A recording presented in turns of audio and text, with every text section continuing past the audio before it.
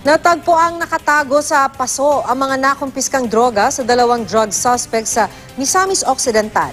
Sa Camarines Sur naman, sa lalagyan ng pagkain, nakita mga pakete ng umano'y shabu. Yan ang Ronda Probinsya ni Lala Roque.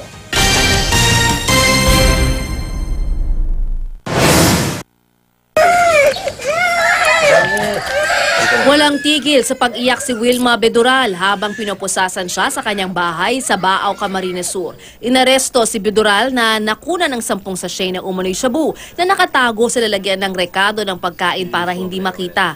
Ayon sa pulisya, matagal na nilang pinapasuko si Bedural sa Oplan Tukhang pero hindi sumuko ang suspect at nagpatuloy pa sa iligal na gawain. Todo tanggi siya sa krimen. Ay, sus Maria Josep, sir.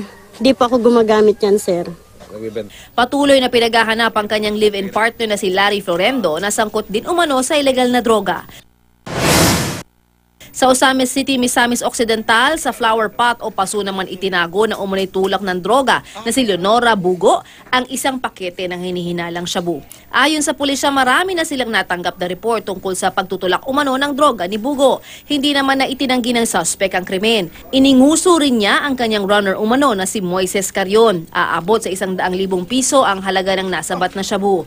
Single mother si Bugo. Dadalhin sa DSWD ang 3 taong gulang niyang anak.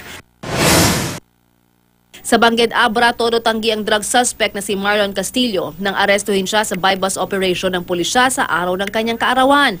Ayon sa pulisya, naaktuhan nilang nagbebenta ng umano'y shabu si Castillo. Kabilang sa nakuha sa suspect ang 2 pakete ng pininiwalaang shabu at 500 pesos marked money. Sa General Trias, Cavite, arestado rin sa bypass operation sina RV de la Cruz at Madeleine Pimentel. Isang pusher buyer ng pulisya ang nakabili ng droga sa mga suspect. Nakuha sa kanila ang 7 pakete ng hinihinalang shabu at 600 pesos marked money. Wala silang pahayag. Sa katabing lungsod naman ng Dasmariñas, 2 drug suspect din ang naaresto ng pulisya. Nabilhan ng umano'y shabu sina Marisa Siata at Miguelito Ching. Ayon sa pulisya, ginagawa ring drug den ng mga suspect ang kanila mismong bahay. Nakuha sa mga suspect ang 2 pakete ng hinihinalang shabu at buy bust money. Hindi na sila tumanggi sa krimen. Arestado naman ang mag-asawang suspect na sina Randy at Felicidad Alipio sa operasyon kontra droga ng pulisya sa Tuguegarao City. Nakuha sa kanila ang 8 pakete ng umano'y shabu at 1 granada. Wala silang pahayag. Lala Roque, GMA News.